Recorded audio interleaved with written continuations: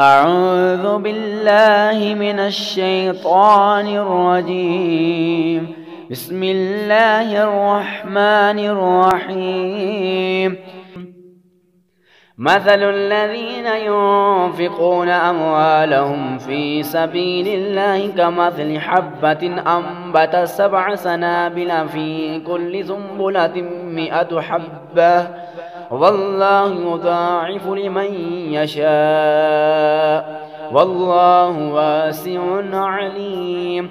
الذين ينفقون أموالهم في سبيل الله ثم لا يتبعون ما أنفقوا منا ولا أذى لهم أجرهم عند ربهم ولا خوف عليهم ولا هم يحزنون.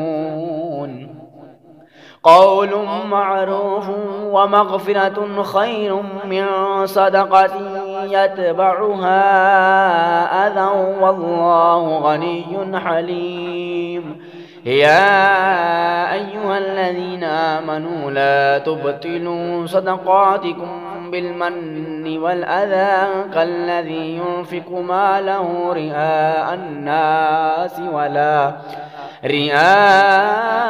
الناس ولا يؤمن بالله واليوم الآخر فمثله كمثل صفوان عليه تراب فأصابه وابل فتركه صلدا لا يقدرون على شيء مما كسبوا والله لا يهدي القوم الكافرين.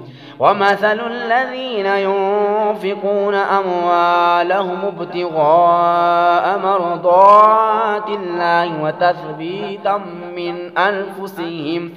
وتثبيتا من أنفسهم كمثل جنة بربوة أصابها وابل فآتت أكلها ضعفين فإن لم يصبها وابل فطل والله بما تعملون بصير. صدق الله العظيم.